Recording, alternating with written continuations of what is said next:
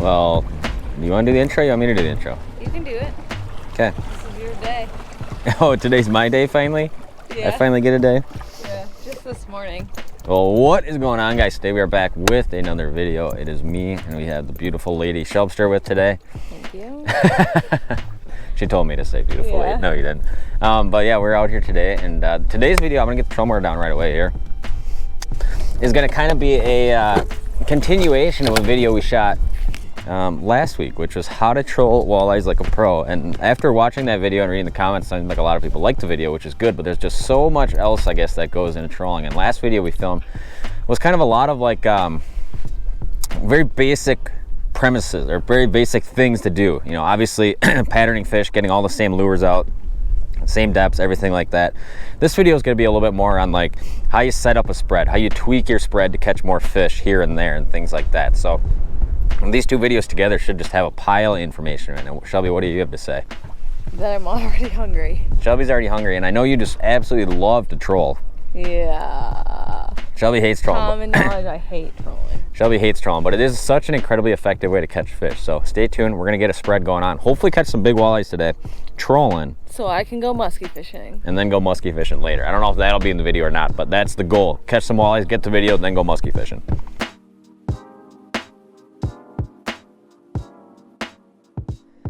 All right, so we're setting up a spread. Now today we're going to be trolling mostly spinner rigs, actually all spinner rigs, not even sure why I said mostly.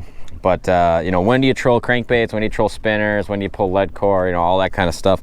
Well, obviously it's all situational. There's generally sometimes, you know, obviously fish might be eating one thing better than another. Today we're trolling open water. So what that means is we're going to be in depths anywhere from 30 feet to, you know, 60 feet of water, and we're going to be targeting fish that are like 24, 25, 26 feet down, somewhere in that zone is kind of where we're going to be targeting these fish, or where the fish are at. So when you know, imagine, and a lot of times it's just driving around. So if you're seeing a lot of these fish are down like 25, you know, you probably want to be putting baits down anywhere from 20, 22 feet right in there, and clear the water. Generally, the farther you can get away from those fish. Surly, no, he's eating my water bottle.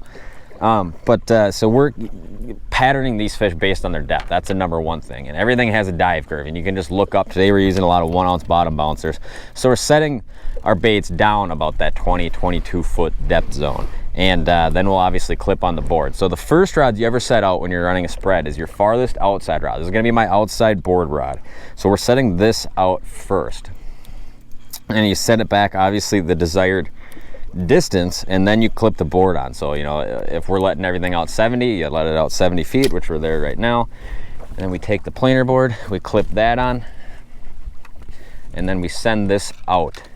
Crankbait fishing, same exact thing. You know, you send that out to the desired depth you want to go to, clip your planer board on, and then you run it out. And always start by setting your farthest outside rods first. And generally when I get the planer board in the water, what I'll do is I'll actually close the bail and back the drag off. And then it kind of lets it go out under tension, so it keeps working it out to the side. And that's generally how I like to get that first line set. And then most of the time, by the time I'm getting ready to set the second line, you know, this planer board's kind of already out how far it needs to go. How far do you need to let the planer board out? There's no real mathematical equation to that. Basically, you know, we're going to be running in Wisconsin today, obviously. So we're going to be running 6 rods, 3 apiece. And so you just want to give yourself enough room, right? So the same thing, I'll send this one out to the desired length. And one thing you can do is, like, let's say, like I said, I want to hit that 22 to 25 foot depth zone. Well, I might let out, let's say 85 on my farthest out rod, and then I'll go a little bit shallower on my next inside rod. And the reason for that is, as you're fighting that fish and reeling it in, that farthest out rod has to come up and over all your other lines. So having that one be your farthest set, or your deepest set with the most line out, will keep you out of trouble a lot of times. And you know, it makes the whole process much smoother. But you know, same thing, whether you're running 12 planer boards or 2 planer boards aside, you're kind of, you know, obviously kind of just stacking the lines wherever you see fit. And most of the time, if I'm running 3 planer boards aside, I would say my farthest outside rod is probably like, I'd say, you know, 20 yards maybe at the farthest off the side of my boat.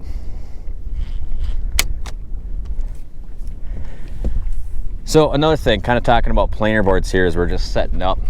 You know, there's obviously left side, right side planer boards. I've been running these Opti tackle ones for a while, and I just kind of do a couple of tweaks to them. Number one, I put reflective tape on here.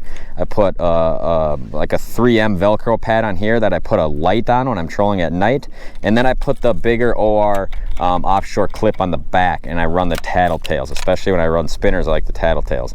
Now, generally what I'll do is I'll take the line, put it in the clip, wrap it around that clip so it looks something like that right there, and then I put a little bit of slack in there, and then I clip it through that OR clip. Now it can't come off because this OR clip has a pin in it, and it's pretty much locked on there. So now that the tattletale is engaged, what you'll see is you'll have a little bit of slack in here like this, so when that fish grabs it, that tattletale will drop down like that, and it lets me know, you know, if I'm getting weeds on there or when a fish is biting, all that kind of good stuff.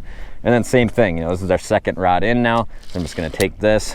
Sometimes I'll put the clicker on, sometimes I won't. But back that drag way off, throw it in the rod holder, and just let it kind of slowly work its way out there. And in a second here, we'll have, you know, this whole side set.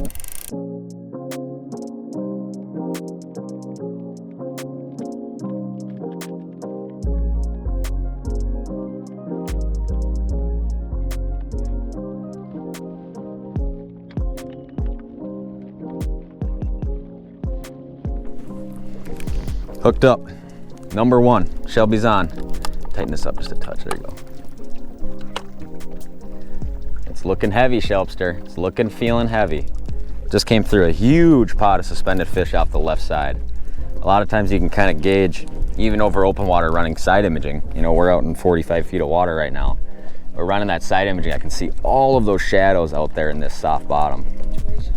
Just right in. We'll get them coming right on in. And it's kind of funny, you know, trolling day to day, especially doing a lot of this open water type stuff. These fish move a lot. Obviously, they're just kind of nomadic because they're out here in the middle of nowhere for the most part. But today, you know, all last week I spent a couple days out here and was catching a lot of fish, and it was all sunny and very hot out today. Much cooler, cloudy, obviously. And still got them, everything good? Yeah. And these fish are much more like closer to structure. They're not really on structure, but they're very close to structure today. And that is probably just a result of, you know, conditions changing. At first I thought he was really big. Now he might be getting smaller. Yeah, I don't think he's very big. But the average on this bite, as you guys know, has just been incredible. And like I said, kind of the main reason we're gonna go into all sorts of stuff on how we're doing and, you know, how we're trolling these lines. The main reason I want to do this video is because last week I did that video, how to troll walleyes like a pro, and that was more so kind of just tips on how to troll effectively for walleyes, and kind of just a lot of ideas. Where today I think we're really gonna get into kind of the meat and potatoes of how you set up a spread, how you run lines, how you reset lines, and all this kind of stuff, crankbaits versus spinners and things like that. And he's nowhere near as big as I thought he was, but he just took off once that he hit that board. So we'll take him. We're actually coming over. I'm gonna take a screenshot for you guys right now. We just came through a big wad of them here, and this is kind of what I'm looking at on side imaging when I'm trolling around out here. Man, he got tagged by a muskie. Look at that. Oh, dang. Yeah, show him off to the camera. Holy. Talk loud. Look at that guy. Look at him. Muskie must have got him. But hey, he's doing well. Ooh, Maybe he got the muskie. Yeah. Maybe he whooped that muskie's ass after the muskie chomped him. All right, so when do you run planer boards and when do you not run planer boards? You know, anytime, planer boards are obviously super effective for running a ton of lines. It could be very difficult if we were gonna run like 8 lines if we had another person to run this many. You can run 6 down rods, but it gets kind of tight, and you gotta kind of stack rods like a 5-footer, an 8-footer, and then an 11-footer going out, which does work well, and we do it quite often. But especially when you're doing something like trolling open water like this, where or trolling like a really big flat, where these fish are very scattered around, right? And we're just trying to pull a depth zone. So we could basically, even though this whole lake behind me is like 70, 80 feet of water, you know, we could just look at this whole thing as a 25-foot flat, because that's where those fish are relating to and that's where they're holding. So we're trying to cover as much water as possible, the biggest plane possible. So that's why we're running a bunch of planer boards like this. Now, when wouldn't you run planer boards? You wouldn't run planer boards when you're doing something like trying to stay very tight on a weed edge, something like that. Then we'd go to more down rods and maybe a planer board, or sometimes we'd just go straight to you know, like that 4 or 6 down rod spread. But anytime, especially you're trolling open water with crankbaits or a really big flat or something that is all the same depth, where you're just trying to cover a lot of water for these kind of nomadic fish, that's when we really use a lot of planer boards, and you see us running this real big spread.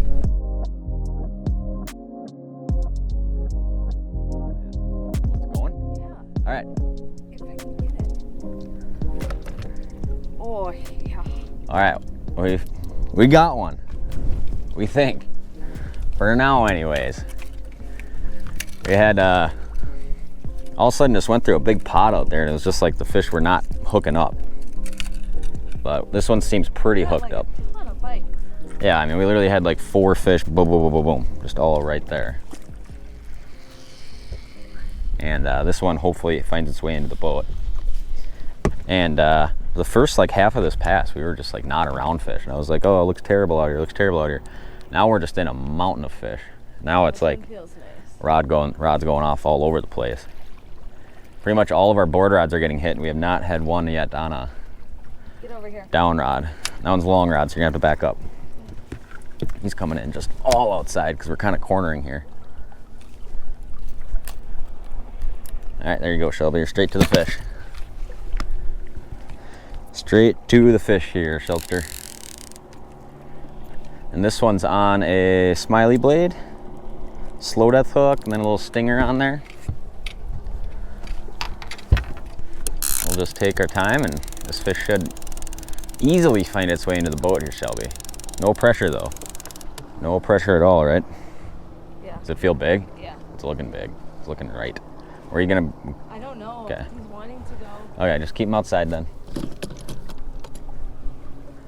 I'll just kind of set that down for a second. Dude, there's a lot of fish back there. And that is in 47 feet of water. This one feels Is he big. taking line? Okay. He's trying to. Back to the drag down. Yeah, he's kind of tight. All right, should be better. Yep, we're good now. I like it, Shelby. I like it a lot. You're kind of just blocking the whole. They're gonna have a nice shot of your. The fish matters, but more. They're gonna have a nice shot of your backside the whole time you're fighting this fish. Oh shoot! I didn't realize how That's all right.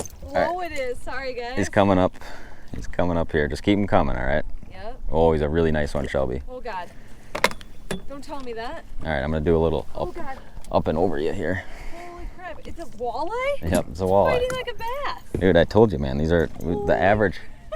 The average has been super good out here. All right, he's gonna come in and pop up right here. Really super nice one, Shelby. Got him. There we go. Super chunker. Good work, good work, good work. I am loving this Hayward, Wisconsin bite right now. Look at this baby. Beauty. Bleeding a little bit. I think he'll be okay. Yeah, that's all right. That's just that corner of the mouth spot where they bleed in. Take a picture, let him go. Yeah. All right, back he goes. There's another stud. Open water trolling. The most effective way to target these fish for much of the open water season, especially when you get these peak water temps happen in the middle of summer. That is just absolutely the fish we're looking for, isn't it, Shelby? Oh, he went good. He's good. Nice and healthy? Yep. Give me some. So I want to make this perfectly clear. We are not fishing on the bottom of the lake in 47 feet of water. We are fishing down about 20 feet in 47 feet of water. So these fish are all going back, perfectly fine, no problem. We're not dealing with fizzing fish or anything like that, These fish are not that far down. We're just fishing over deeper water. All right, so right now we're resetting our outside board rod on the right side of the boat. And you might be wondering, like, how do you get that back out there? Well, there's a couple of different options that you can do. Number one, you could technically take this middle rod, just let more line out and slide that to the outside. But a lot of times if you're staggering lines, or if you just have a set way you're doing it, like let's say you're kind of trolling something that's more shaped like that, kind of a break line, and you want that rod to maybe be, Shelby, right there, is that going back? Yep. Oh, dude, that's gonna be a big one. That's gonna be a big one. All right, Shelby, take it. Wow, right on cue. All right, so anyways, like I said, we're gonna have to take a second to break though, because now I don't want to send it out because we're about to have a fish coming right into our spread. Right in at the side. Yeah, I know. I'm gonna speed us up for a second. We're in 44 feet right now. How far was that back? 70? Yeah. Nice, nice, nice. Very cool, very, very cool. So this one might get kind of weird because of the way we're cornering, but most of the time what would happen is this fish would come in straight back. Now, sometimes you might have to clear an inside rod, and you know, it's a different, if you're just trolling in a straight line, all the fish will pretty much come back in right up the back of the boat. But I'll just clear this real quick, and this is actually gonna come up over the top of that, so we'll be good there. What do you got foot-wise, Shelby? 25. 25 back, huh? Just gonna send this down back into position. Teamwork makes the dream work when you're trolling. There he goes, baby, baby. Is he getting close? Yeah, he's right here. Oh, he's right here already. Oh, he's not as big as I thought he was gonna be. That's fine. No, Another nice one though. Oh, you're okay with that? I'm cool with that. All right, well, Shelby will show that fish off here. Anyways, what was I talking about, Shelby? Oh yeah, resetting the line, I think. So, like I said, outside board rod. So what we're gonna do is I'm gonna send this out the desired amount of feet I want it back, straight out the back of the boat here. And once it gets there, what we're gonna do is just shoot it all the way out and around our other rods. So right, the first time we were setting these up, we were basically, you know, just slowly letting them out under tension. Now that's when that board goes out like that, it's gonna send it out kind of like linear as it goes back. Show that guy off quick. It's a mess right now. There you go. Caught in action. All right, so my outside board rod, we're gonna get this guy snapped on quick. Put a little slack in there, put that like that, set the tattletale. So now instead of letting it out under tension, what I'm gonna do is just send it back with an open bail. So this is gonna do, it's 100 feet straight back right now, and it's just gonna get all the way back past all my lines. And once it does that, then I'll engage the reel and it'll swing out past everything. So you can kind of, I don't know if the GoPro's picking that up, the front camera, but the planer board's just going straight back in a line, no tension under it right now. So we're sending it all the way back there to kind of how far we think we need to have it. And this takes a little bit and you'll just kind of get better at gauging it. Now, if I had two more planer boards out this side and this is my farthest rod, I would obviously just let out enough lines so when I close the bail like I'm about to right now, what's gonna happen is that planer board's gonna now engage and it's gonna swing outside of all my lines. So, and the same thing goes, like let's say you're setting the middle rod. You do everything like I just did, send that planer board back on a free spool, and then you engage it and it would swing in between the two other lines.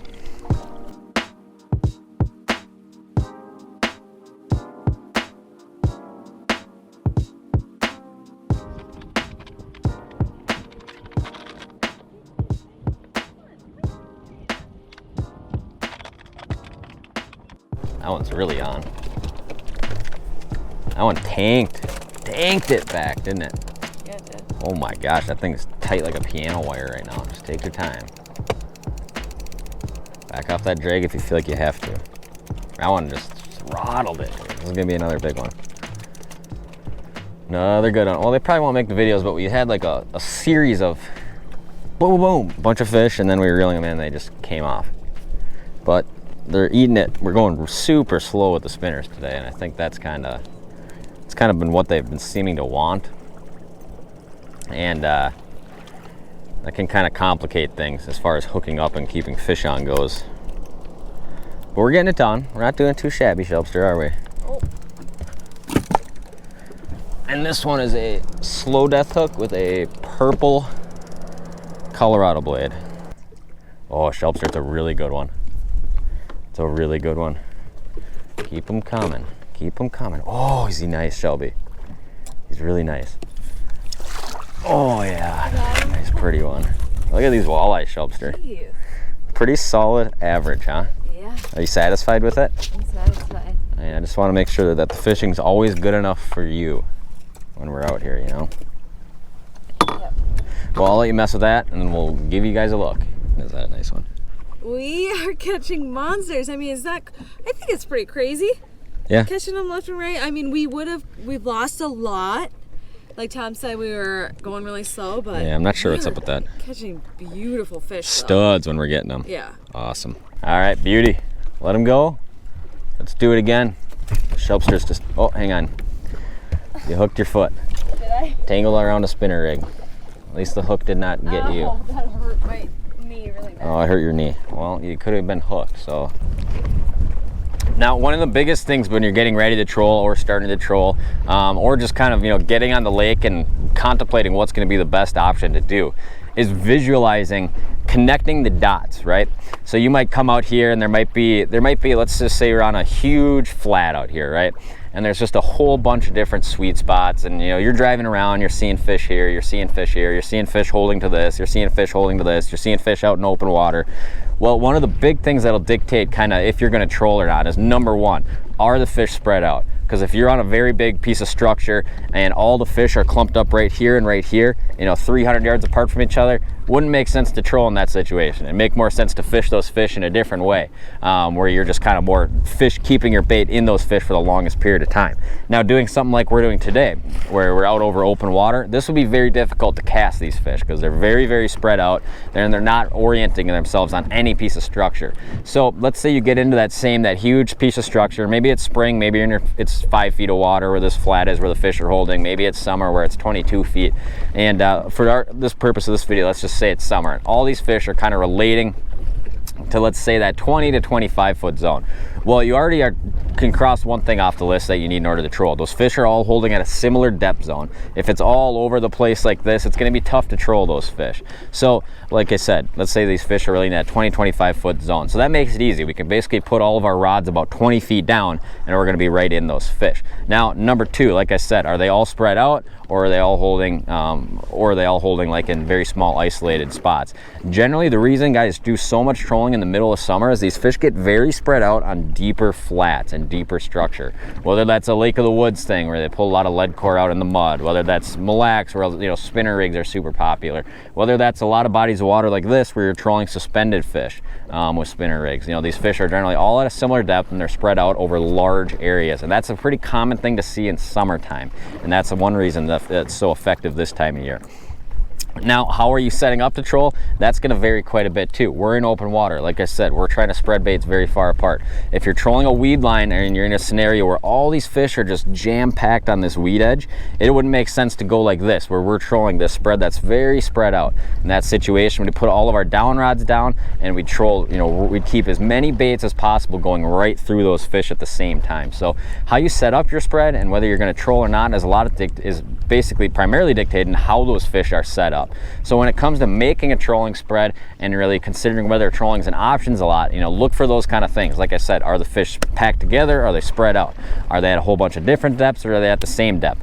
Where those fish are they scattered out through down a very tight piece of structure like a weed edge or a rock to sand transition, or are they very, very, very scattered across, you know, a ginormous flat, not really keyed in on one piece of structure, or are they, you know, scattered around at similar depth down over open water like they are today? So all these things kind of come into play when you're starting, you know, whether you consider trolling is a good idea or not, and then how to set your spread up is all kind of dictated on those things.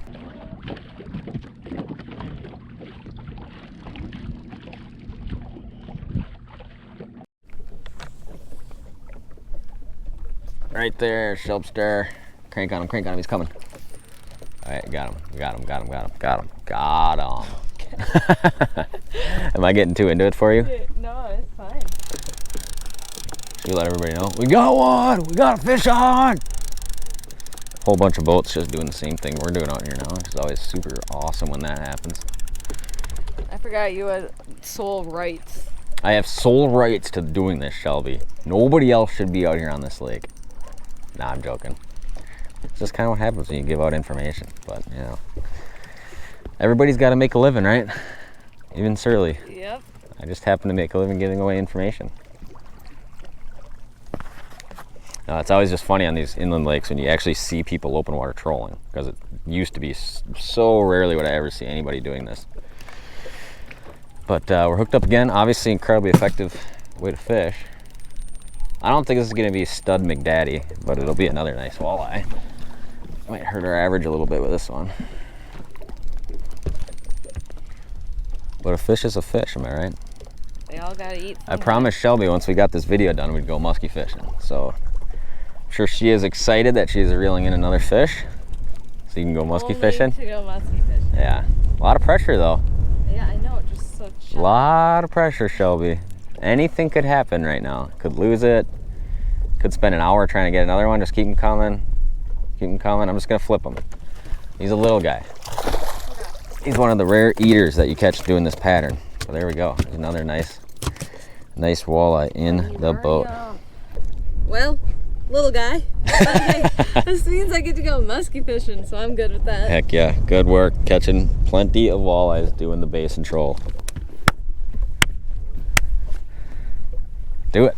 Oh, God, I hate when he does this to me. Then Put I you get on the spot. awkward. Always. Very successful day trolling. I am starving and ready to musky fish and drink some energy drinks. We caught some nice walleyes. We did. How did we catch them? Trolling spinners. Trolling spinners in the basin. Trolling, incredibly effective way to fish for a lot of, you know, pretty much everything. But hopefully this video was good. Hopefully this video gave you guys some clarity. We got a ton of questions asked on the last how to troll like a pro video we did. So hopefully this one kind of cleared some of that up. And number one question you always get is, how do you run this many lines without getting tangled? So hopefully that little segment was good. And do not be worried if you do get tangled, because tangles just naturally happen. They're just part of it. You're gonna get tangled when you start running like 6 rods and fish come in all weird off the back of the boat. It's just how it is. But super effective way to fish. Hopefully you guys enjoyed this video. Hopefully it answered some of the questions, and hopefully you guys are catching some great summer walleyes trolling as well. So I appreciate you guys watching. If you guys are not yet, please subscribe. Like I said, we gotta get home, feed this woman, energize this woman with some caffeine, and then we're gonna go cast for some muskies tonight. So thanks for watching. Stay tuned for more content. We'll see you guys next time.